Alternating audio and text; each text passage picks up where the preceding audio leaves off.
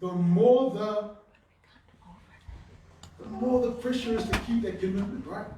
The more people that know about it, then you're making yourself accountable to more people. There are places, this is fantastic. That's if it's a good one. I'm talking about weddings, right? Everyone goes to a wedding, they see these two people make this public commitment, and everyone knows about it. Others, like I told you, my friends, they do it on social media. In the Christian faith, there are two things where God has asked us to make a public commitment. Just two rituals, two traditional events that take place in the Christian faith that Christ has asked us. Remember to do these things. Always do these things until I come back again. The first thing is baptism.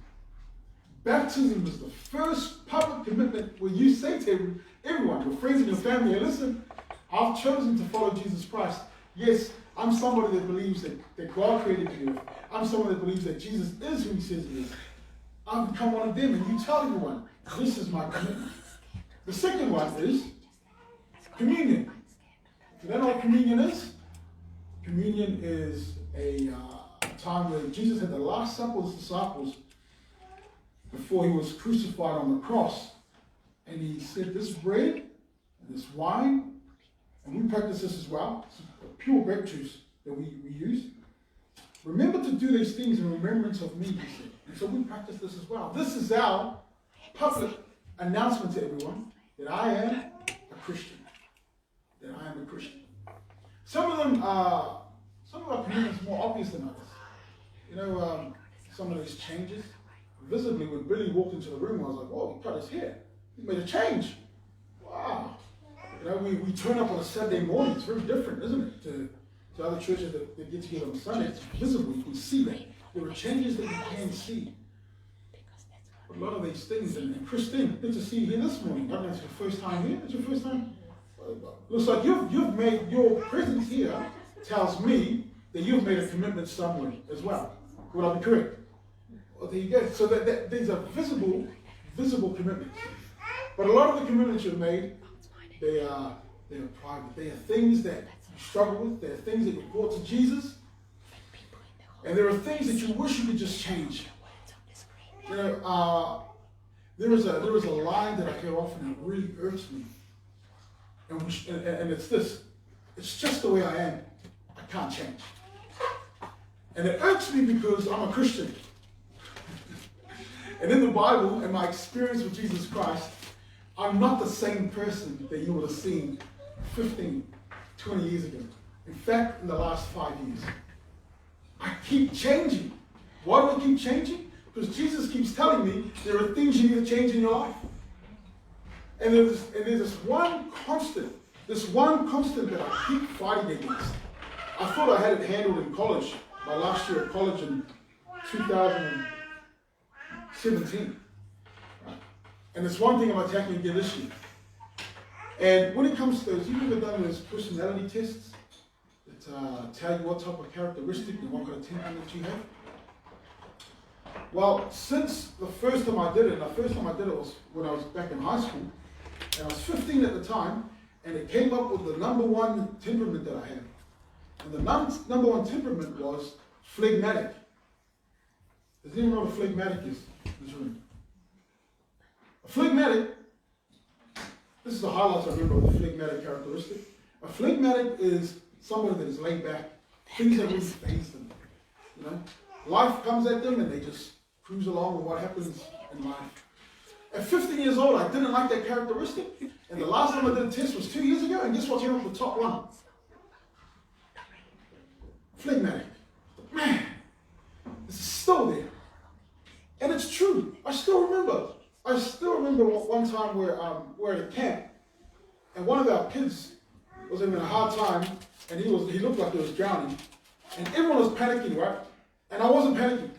But I jumped in, grabbed him out of the water, and swam back to the bank, and I put him on the thing, and I saw him, you know, he was okay. We're working over him. And the first thing came to my mind was, is it bad that I wasn't panicking? Is this a good place to be calm? And I thought, I don't like being a phlegmatic, right? And it doesn't help either when you've got to have two churches and a school and to be but a youth leader. Last year, it didn't work being a phlegmatic and having these responsibilities. So I got to work out how do I make sure to be organized, keep attention, and organization. And David, I think that's why God gave me my wife something. She's the organizer, right? She's the one that puts paperwork into order, make sure that, hey, we got a 5 o'clock appointment on Wednesday. Oh, I didn't know that. It's Tuesday. So these type of things I want to change, and I believe it can be changed. In college, last year was my most successful year because I was organized, and I thought, man, it pays to be organized. And then I went to ministry. Ministry is not quite like college. College is quite set in its classes, where I could go to, when I can go to the library. But living in doing ministry is a totally fluid thing. You could be planning something else, and something else happens somewhere else. So I've got to learn to be flexible now. So asking God again, God, change me, teach me, and equip me with some skills that I need.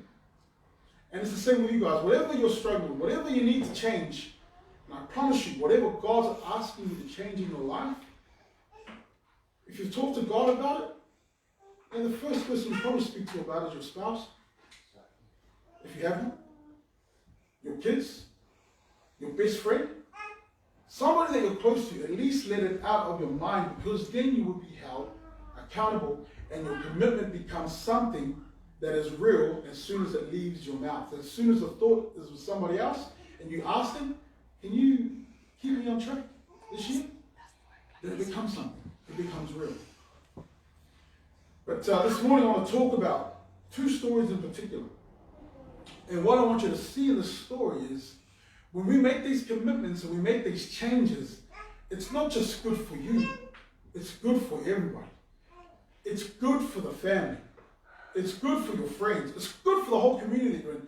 Just because you're the one that made the change and everything else starts changing around you. It's like a pebble. You drop a pebble into a still lake. You ever done that before? Throw a pebble into a still lake. What happens when you throw the rock in? Yeah, the repercussions go for a long time. I remember observing one in Lake Somerset in Queensland, threw the rock in, and the repercussions went for like 2 minutes. It was a simple thing, but I was amazed. I was like, this is amazing. And God taught me a lesson there. That was during a time when I just made a decision, I'm going to follow Jesus.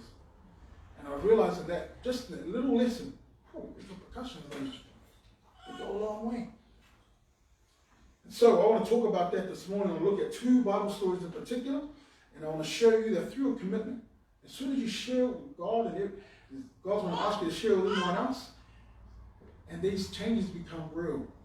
Pressure is not a bad thing. Being held accountable is not a bad thing.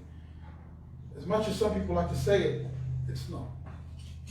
You always need somebody next to you just telling you, hey, this is how it works, this is how it goes, and you make this commitment, stick to it. But let's have a word of prayer before we begin. Father in heaven, as we listen to your words, as we listen and read the Bible, I pray, Father, that you can make changes in our lives. And Father, help us to remain committed. I ask it in Jesus' name. Amen. So we're going to go to Luke 19. Luke 19.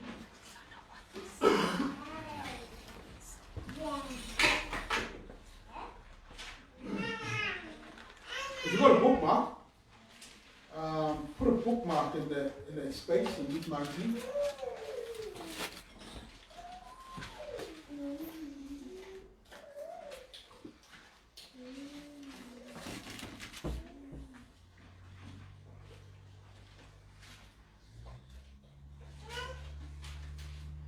Now, I made a statement earlier, and I want to support it by sharing these stories.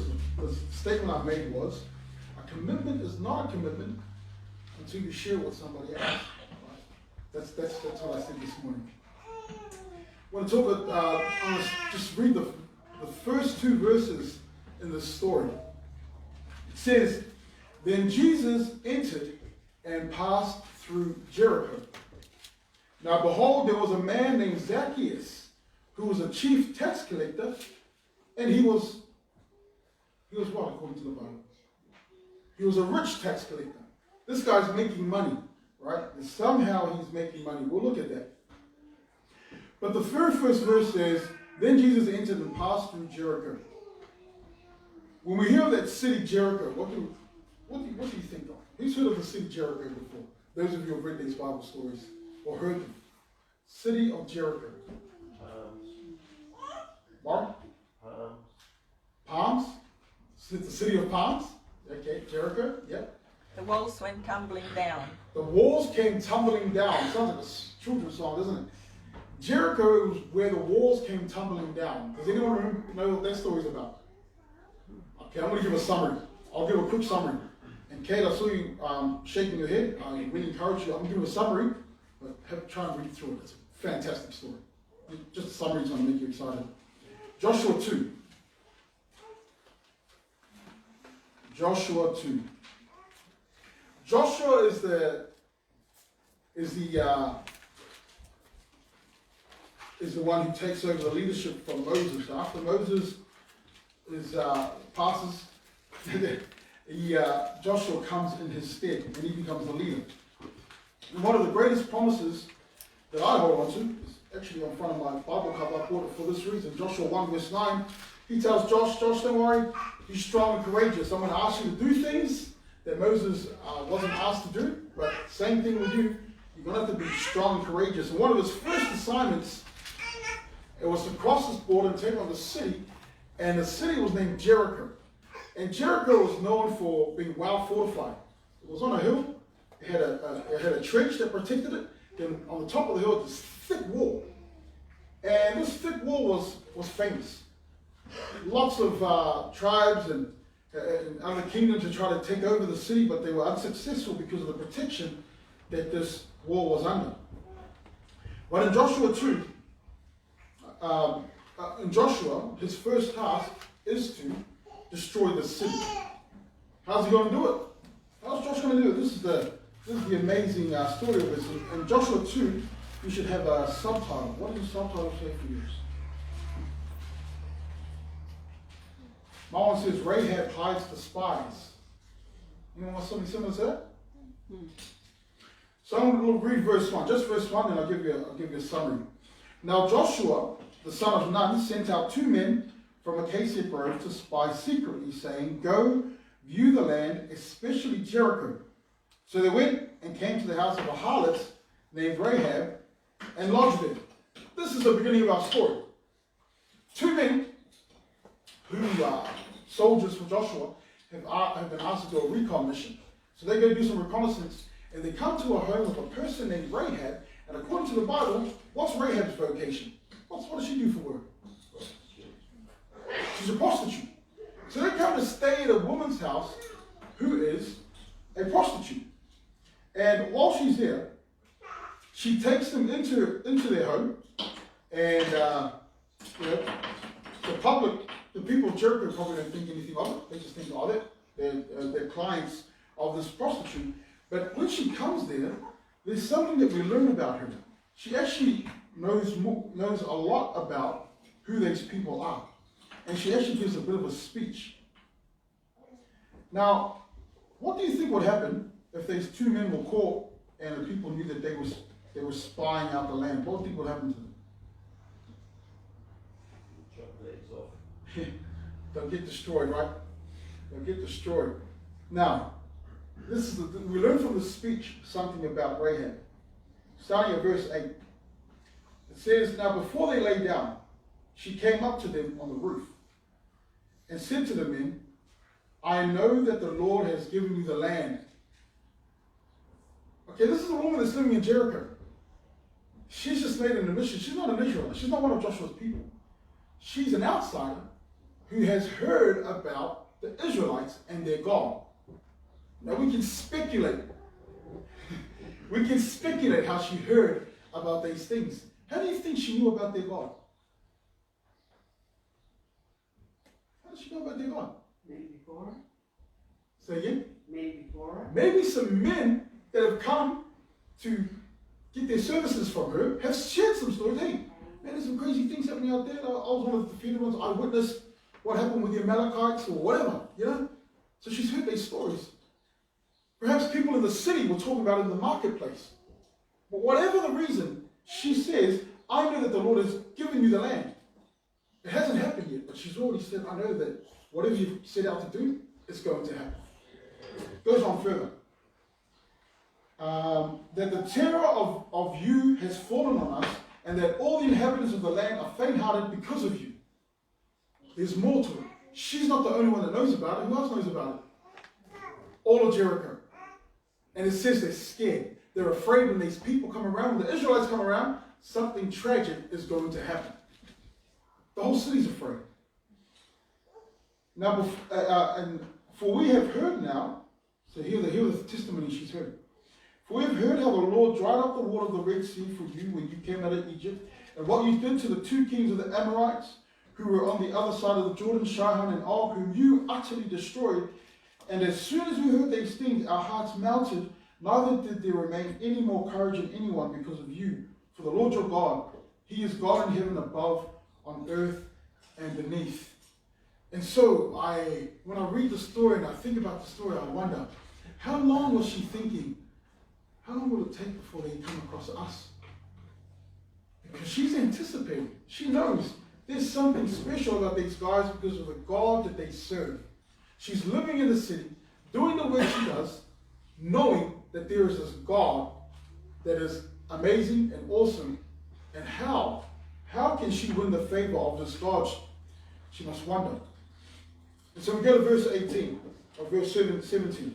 This is the covenant, this is the commitment, and this is the promise that's made. It says here, so the men said to her, we will be blameless. Oh, they make an oath. So the men answered in verse 14. So the men answered her, our lives for yours. If none of you tell this business of ours, and it shall be when the Lord has given us the land, that we will deal with you kindly and truly with you. Because you're looking after us, we're going to make sure we look after you. That's the covenant. That's the oath they've made. And in those days, an oath, when you make an oath, it's an oath before God as well. It's a promise before God. So this is huge. And she said to them, get to the mountain lest the pursuers meet you. Hide there 3 days until the pursuers have returned. Afterwards you may go your way. So the men said to her, we will be blameless of this oath of yours, which you have made us swear. Unless, when we come into the land, you bind this line of scarlet cord in the window through which you let us down, and unless you bring your father, your mother, your brothers, and all your father's household to your home. So it shall be that whoever goes outside the doors of your house into the street, his blood shall be on his head, and we will be guiltless. And whoever is with you in the house, his blood shall be on our head if a hand is laid on them. So the promise is made. On that day when the city shall fall, anyone that is inside the home of Rahab, what's going to happen? There's something ironic there, isn't there? There is something ironic there. In this place of business, where she runs her work, this is going to be the place of what? On the day Jericho falls, it will be the place of protection. This will be the place of salvation, and this is the oath that's been made. Something we learn about Jesus. Every individual he comes across, they are no longer the same mother. As soon as he engages individuals, people that have had a past, people that are dealing with difficulty, something is wrong with them. As soon as they encounter Jesus, Jesus says things and does things that changes their lives forever. They're no longer a place of stress, no longer a place of shame, no longer a place of guilt. He makes it a place of salvation. Makes them a person of salvation. It's amazing how he does this. We're going to Joshua 6 now. Let's go to Joshua 6.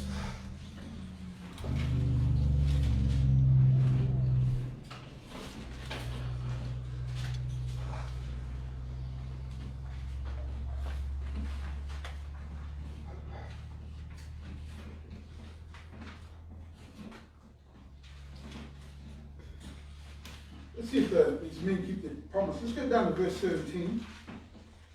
Verse 17. Now the city. Oh, sorry, give me a moment. Let me tell you this part of the story because it's exciting. These walls don't come down because of some amazing technology that the Israelites built. It comes down from marching around the city 6 times, because God told them to do that. And then they told them to march the last time and blow the trumpets, and the walls come down. Yeah, it's not something you hear very often, is it? Logic kind of gets a bit fuzzy when we hear a story like that. But as God promised them, He said, if you do that, it's going to happen. But I want to jump to verse 17. Let's see if these guys keep their promise. Now the city shall be doomed by the Lord to destruction, and it and all who are in it. Only Rahab the harlot shall live, she and all who are with her in that house, because she hid the messengers that we sent. So as they had promised, she put a scarlet cord out her window, and when the ransacking, when the destruction began, that was the only home that was saved. And when you read in the Bible, it says that she and her father and her mother and everyone else that was inside the house with her were saved. And it says that she joined the Israelites. She became one of them, and she worshipped that God that she was fearful of. And I guarantee you, she learned to love this God when she realized who He really is. So, let's jump back to Luke 19. She made a commitment. She told these men, I'm afraid of your God, but this is what I'll do. I'll hide you. I'm going to look after you. And the men stick to the commitment, and it comes true. They held each other accountable. This is a time where people kept their promises, and we can still do it today. So now we jump hundreds of years later, and we're now in the city of Jericho again. And in this city, we don't find Rahab, but we find a man named, what's his name? Zacchaeus.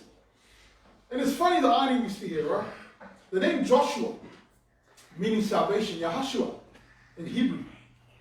Jesus' name is Jesus. That's the Greek version of Yahushua. Jesus comes to save. Jesus comes to save. And it's interesting, when you read Matthew, you read the genealogy of where Jesus comes from, there's only 4 women mentioned in the genealogy. Only men are usually mentioned in the genealogy. But in the genealogy of Jesus, there's 4 women that are mentioned. One of these women is, guess who? Is Rahab. Jesus comes from the line of Rahab. Rahab, in her faith in helping these men and fulfilling her side of the promise, Rahab becomes what a lot of mothers, Jewish mothers, wanted to be. She wasn't even a Jew. She became one of the mothers of Jesus Christ. And this great-grandson of hers comes back to the city. And he comes back to do what? To save. Comes back to save. To share, to give to a city. If you study a little bit about Jericho, at the time of Jesus, Jericho was a place of trade. There was a lot of rich people there. It was a place where people from different nations came through. It was an ideal place where people across make trades, make money. And this is why Zacchaeus is a rich man. As a tax collector, if you're a Jew and I'm a Jew and you're living in my city and I'm under the Roman Empire will say, I want 10% of everything they earn. And as a tax collector, I can say to you, I want 17.5% of everything you earn. So 10% goes to Rome. Where does the other 7.5% go? His pocket. In my pocket. This is why this man can make money. And so there's a man, his name is Zacchaeus, verse 3. And he sought to see who Jesus was, but could not because of the crowd, for he was of short stature. I want to ask you a question. Why do you think he wants to see Jesus? So you can tell me? Because he heard about him. How did he hear about him? What type of city is this? City of trade. Lots of people come through the city. He's heard about Jesus. And he's heard about the stories of Jesus. Why would he want to see Jesus, you think? Because of the stories he heard. What do you think he heard about the stories that's made him, a rich tax collector say, I want to go see this man? What in his life has made him want to do this? What in Rahab's life would make her want to find salvation? What happened in his life that he would want to find salvation?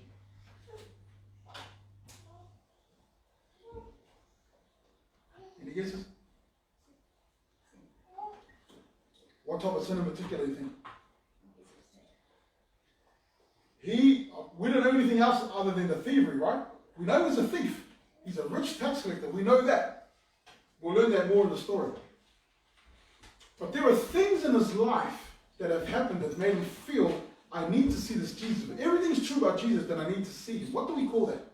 All of us get this. Curiosity? You're curious of Jesus? Yeah? Now, anybody, I don't know if you've tried this. I don't know anybody that's tried to live with a guilty conscience. When you've tried to hide something, ashamed, right? You feel ashamed. You try to hide these things, nobody else knows about it. Only you. Only you know about this. But for some reason, you feel bad about it. For some reason, you feel guilty. You want to be at a place where it's no big deal. Just go away. But it keeps coming up. The conscience keeps coming up. The power of this guilty conscience makes you want to find a way to get rid of it. Because it doesn't feel good. All of you have tried it. I remember when I was about 8 or 9 years old and my dad started asking me, I can't remember exactly what it was, but he asked me what happened here. And I remember coming up with this amazing way of telling the story. My dad would never see the whole thing. So I started telling this amazing, exaggerated story of what happened. I thought, man, there's no way Dad's going to find out now. And the words that Dad said was just tell the truth. I was like, well, how do you know that I'm not telling the truth? How do you know about this? And then it wasn't until my son was about 8 or 9 years old and tried the same thing on me, and then I realized, oh, this is what it looks like. It looks quite obvious. You know, in his mind, he's come up with the grandest story ever. And here I'm thinking, man, it's obviously lying. Like, I can see right through it, you know. I can calculate the things, but that conscience, that guilty conscience of that, you know, if I was never pulled up for it and I never talk about it, it will just hang around for your whole life. And Zacchaeus must have had this conscience now. After living a life of being rich, it must have been great. It must have been pleasurable. It must have been fun. But he heard the name of Jesus and the stories that were attached to it. And he made the calculations. I think this guy can help me. I think Jesus can help me with what I'm going through. And his help was, we're going to find out. We're going to find out how he did this. So I wanted to go see him. Verse 4. And when Jesus came to the place, he looked up and saw him and said to him, Zacchaeus. Oh, sorry, I forgot to read verse 3. And he sought to see who Jesus was, but could not because of the crowd, for he was of short stature. This is interesting, isn't it? It seems like the walls of Jericho are still there. Some people want to see Jesus, but standing in the way. So he must have been a real short guy. So when Jesus came, so he ran ahead and climbed into a sycamore tree to see him, for he was going to pass that way. So for Zacchaeus to find help, according to what we can read here, what was the method? What was he hoping to do that day? What do you think he was hoping to do? He wanted to see Jesus, obviously, but what else? What else do you think he was hoping to achieve? Get absolution. Get absolution? I bet he was hoping, he must have heard about the things he preaches about, right? And he must have thought, if I can hear him and see him, my life is going to change today. He didn't expect this. He didn't expect this to happen. When Jesus came to the place, he looked up and saw him and said to him, he looked up into the tree, and there's Zacchaeus. And he calls him by name. Zacchaeus, make haste and come down, for today I must stay at your house. So here is Zacchaeus, a guy that's been thinking about Jesus. I wonder if he attempted to pray. I wonder if he just said, Lord, without going to the temple, because the temple's a public place. I I wonder if you talk to God and say, God, can you help me out here? And all this time, Jesus is like, I hear you, I see you, I know what you're going through, and I want to help you. And he tries to see Jesus, and Jesus sees him, and the most amazing thing happens. In those days, to be hospitable, to offer hospitality, was an amazing honor. And Jesus says, I need to come to your house. I must stay there. So he came down. He hurriedly came down and received them joyfully. But when they saw it, they all complained, saying, he is gone to be a guest with a man who is a sinner. So there were people there that probably considered themselves righteous that came to see Jesus, but they couldn't believe, why would he go to see Zacchaeus in his home? Because he is what was Zacchaeus? A sinner? But what did he do? Tax collector. He's a tax collector. So the people that are saying this, they've had money collected from them, right? So they're like, this makes sense. That guy steals our money and you're going to go to his home. We've heard about you as well. We thought you were a man that was, that was smart and intelligent and knew that you got to deal with us. But he goes to Zacchaeus' home instead. In verse 8, then Zacchaeus stood and said to the Lord, look, Lord, I give half my goods to the poor, and if I've taken anything from anyone by false accusation, I restore fourfold. What do we learn about Zacchaeus in this verse? Not only has he felt guilty, he is what? Repented. He's repented, and he's taken action. Right? He's become accountable for the things the mistakes that he's made, for the errors he's made. He's made a commitment, and he's now made it known to Jesus as if Jesus doesn't even know. Right? Amazing. He realizes now, I can show Jesus. And in verse 9 it says, and Jesus said to him, today salvation has come to this what? This what? This house. This house. Jesus in this house has brought salvation to Zacchaeus and whomever is in that house. Jesus said this place has become a place of refuge, a place of salvation, a place where people are saved. Wouldn't you want your house to be like that? It came because Zacchaeus was repentant of what he did, and he made a commitment to action what he does, the mistakes that he made. So he didn't just talk about it. He didn't just post things on social media and not do anything about it. He didn't talk to a friend and then the next day got back to square one. He wanted to make a change, and this promise is enormous. This promise is enormous, that salvation has come to this house. And the very last verse, Jesus reveals his primary motto, his reason for being here in the first place. It says, for the Son of Man has come to seek and to save that which was. Jesus reveals what he's all about. Now, I want to ask you a question. I want you to imagine that Rahab and Zacchaeus made these commitments. I want you to imagine, what would they have said to people that saw them 5 years later and said, man, you've changed. And they said, how did you change? Try to imagine what they would say. What would be their testimony?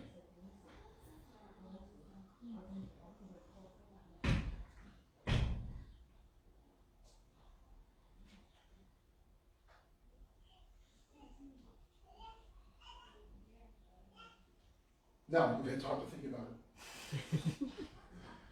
You feel their lives have changed. Do you think their lives have changed? Is that something else say? Do you think they'll talk about the incident that happened in their lives and what we just read?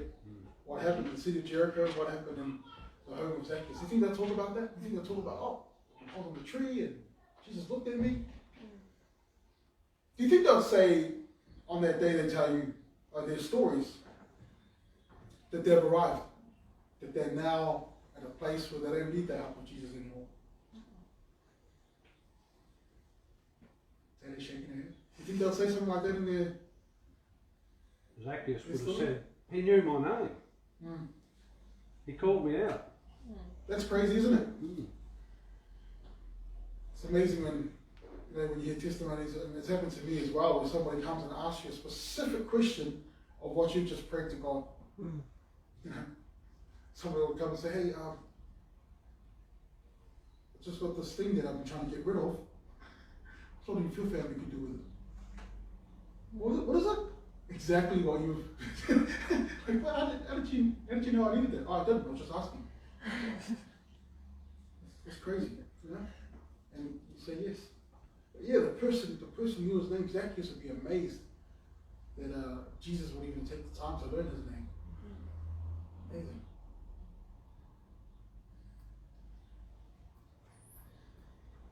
Now, the reason why we talk about this is because I made a statement at the beginning of the sermon. I said a commitment is not a commitment until you share it with somebody else. The more you share it, the more you be held accountable for those commitments. Now, some people are afraid to make commitments because once you make a commitment and other people know about it, if you don't stick to it, what happens? Doesn't that just mean you're living in fear of other people's thoughts, though? It does. It does. But it does bring shame, doesn't it? It is embarrassing when... if you make a commitment to the Lord, that's a different thing. Amen. Did anyone hear what you just said? Can you say it again, please? If you make a commitment to the Lord, that's a different thing altogether than to making a commitment to another mortal soul. It sure is. It sure is. One of the craziest things that ever happened to me, just like Zacchaeus. And that's right, I want to make that point. It's a good point to make. Making a commitment to the Lord is very different to making a commitment to a person or sharing that promise that you're going to make, the changes you want to make. One of the things that happened to me when I was 13, exactly your eyes age today, I've told you some stories. One of my best friends, I grew up with Joshua. We grew up together. He was my neighbor. And his parents, we got to, by the time I was 13, because they knew me for so long, we'd gotten to a point where trust it was just a thing that we didn't take from, it was normal. But at their house, they used to have this big ladle. It was a set of old utensils for serving and things like that back in the old days, and I hung up inside the dining room, and they would just throw in the $2 coin or the $1 coin. And so when she said, hey guys, go get some bread, we'll grab a coin from the ladle and we'll go to the shop and buy it. That's how it always is. 13, things started to change. It went from I'll grab a $2 coin for the bread and I'll grab a $2 coin for me. Right? Didn't feel bad at all. So, man, this is free money. You know, this is good. But it got worse. I knew exactly where Julie, she was like my second mum, I knew where she put her purse. So from taking money from the ladle to going to the purse and taking $10 from the purse. And that became a common thing. I started stealing money without having second thoughts about it. Until one day, we were playing basketball up at the courts, and Brett, who's the father, he came up to the courts, and he never came to the basketball courts, and he said, David, come to our house when I talk to you. And guess what the immediate thing that happened to me? What do you think the immediate feeling and thoughts that came to my mind?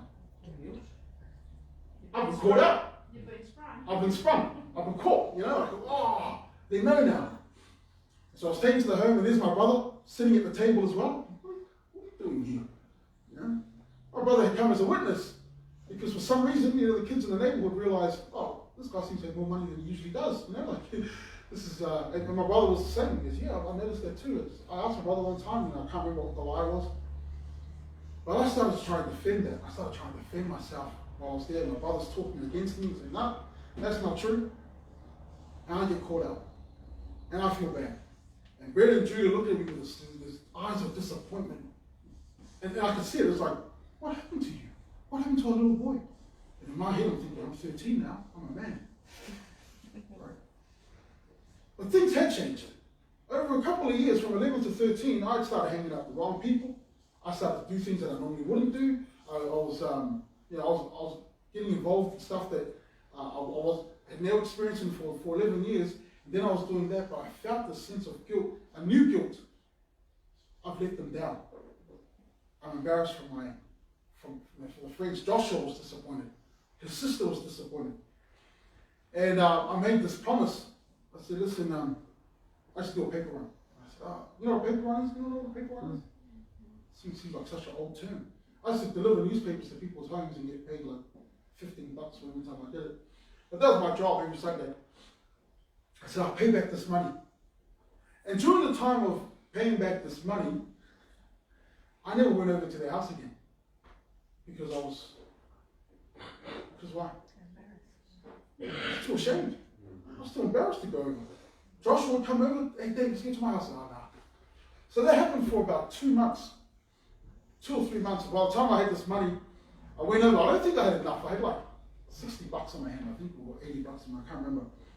But I went over, I knocked on the door, and Julie, she answered the door, and I put my cash out.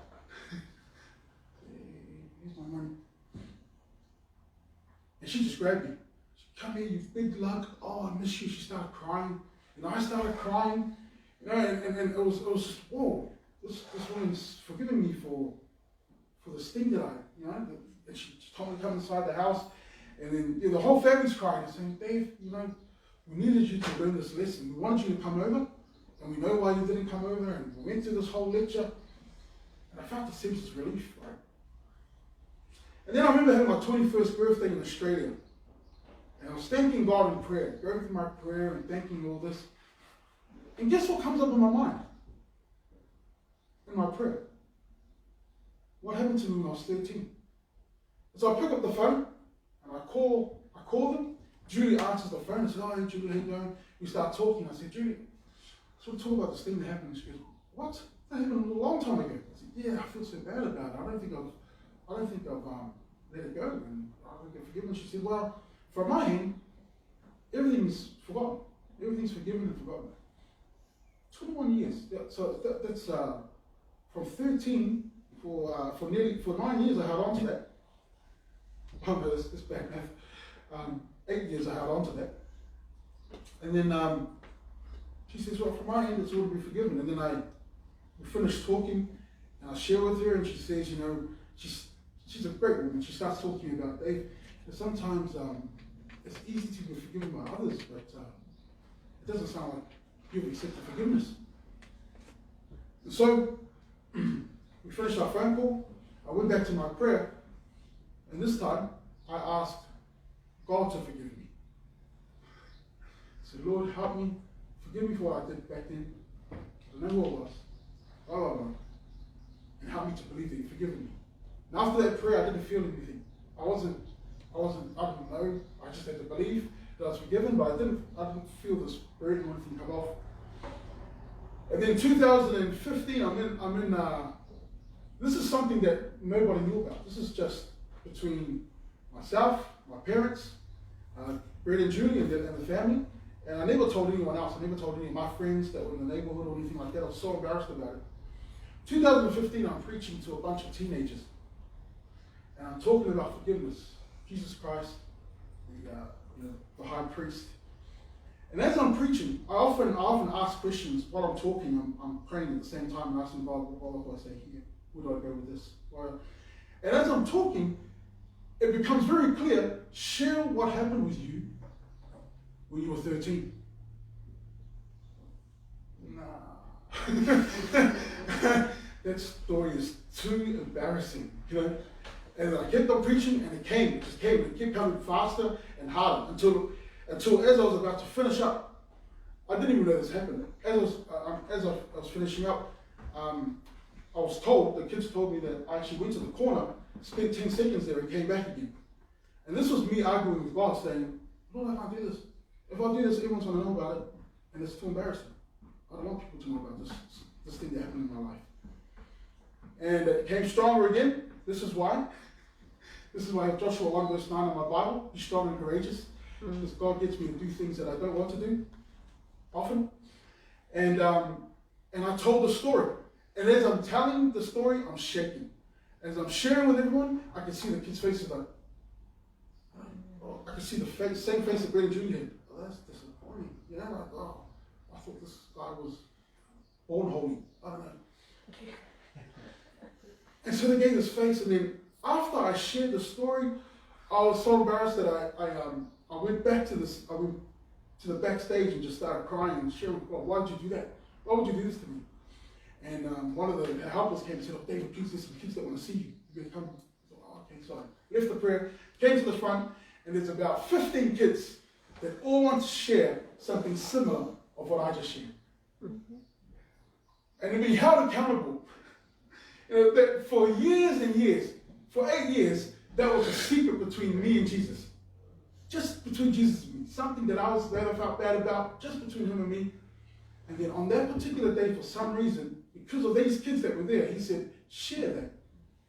It took 8 years for me to be bold enough, and I was still scared at that time, but it took 8 years to get me to a point of, David, I've got you.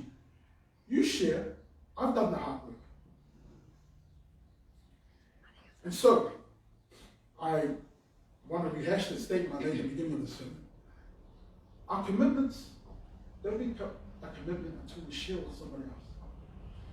And when you share with God, well, I just gave you a warning, haven't I? Don't think that's going to be a secret forever. There could be a time in life where Jesus is going to ask you, hey, share that with others.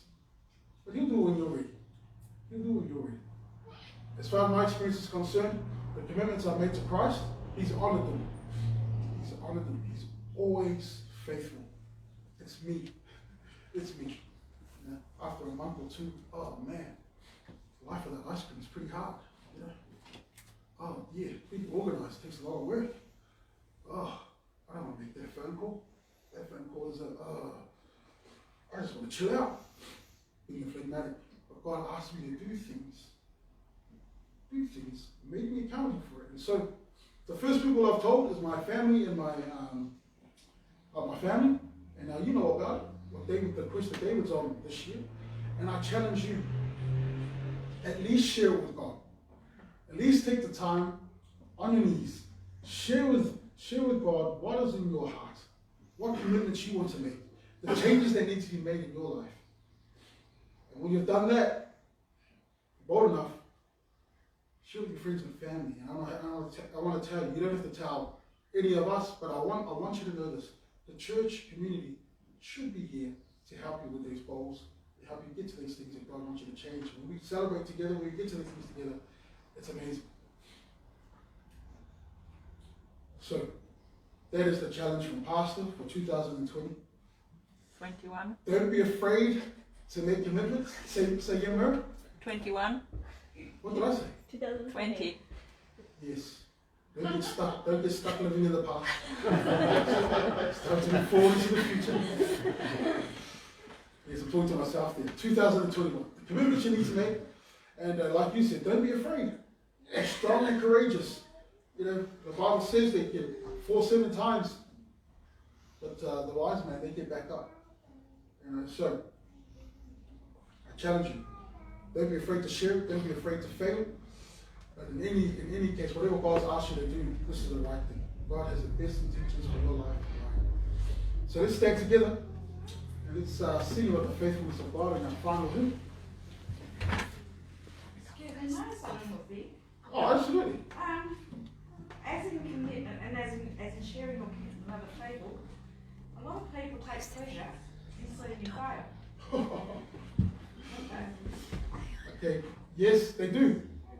I suppose one of the hints I was saying in the church community should, as the church community should be happy with those goals, we should not be one of those people. Right. So in this community, we need to be the ones that when they fall, we get behind them again and say, hey, Jesus has got you in this one. Jesus can help you in this one. Jesus is going to make you get back to, don't feel so bad about it. Because we're always going to feel bad and ashamed. But this community is the one that needs to be the encouragement. And I'm not doubting what you're saying. Yes, there are people that take pleasure in seeing others fail. And yeah, I think we've all probably experienced some of these people. And I've often noticed too, They're the ones not making a commitment to anything like that. Yeah. So better to be moving than sitting still and chucking rocks at It's people. better to move on and leave them behind. Yeah. But don't be discouraged by it. Us that follow Jesus, the one that came to seek and save the lost. Yeah. No, well, thanks for saying that. Yeah. Yeah, we want to be here to encourage anybody that fails them. Oh no, I understand. Thank you for sharing. I think it's a really good point that we encourage one another. Thanks for that. Final hymn at 522.